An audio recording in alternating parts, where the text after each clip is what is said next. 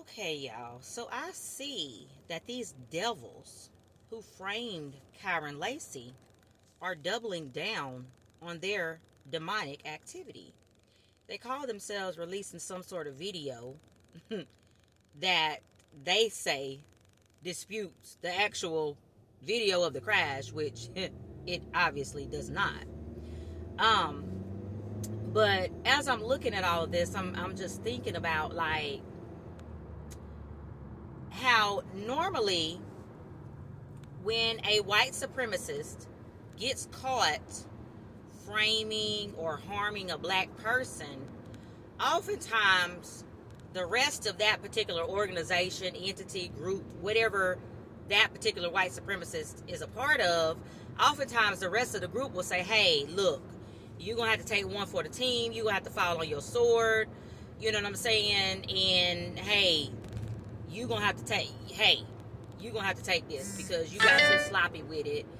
And you're going to bring the rest of us down. So you're going to have to take one for the team. And then they'll fall back and they'll say, oh, this person does not represent our organization and blah, blah, blah, blah, blah, blah, blah.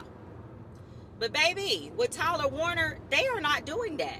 They are willing to sink their whole ship in defense of Tyler Warner instead of just saying, hey, he fucked up.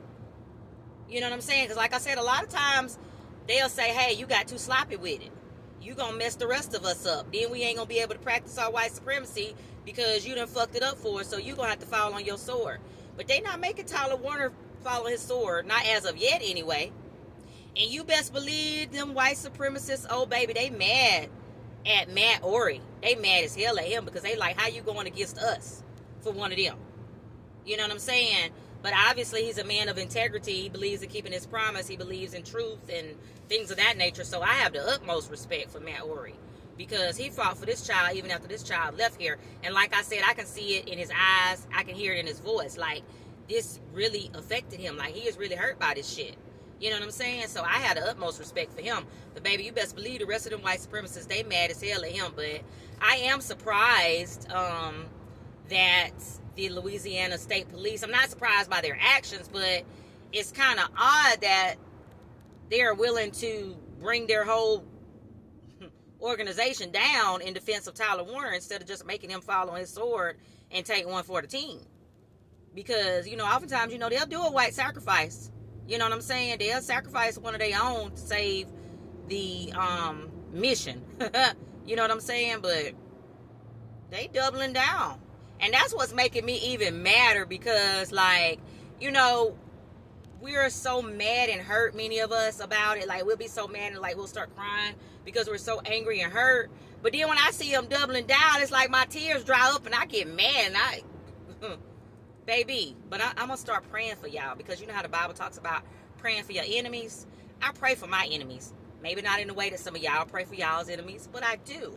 So, instead of arguing with these white supremacists in this comment section, because it's a few little straggling here and there that's still trying to disparage this child's name, even though he is gone. I saw one yesterday. I'm actually going to post it, the comment in my response. But they still want to disparage this child in death. I don't appreciate that shit. It's a lot of people that don't appreciate that shit. So I'm just going to make my prayer list. And I'm just going to start screenshotting and saving the names for my prayer list. Because I don't like that shit. And there's a lot of people in the spiritual community that don't like that shit. You know what I'm saying? So, yeah. But anyway, y'all be blessed.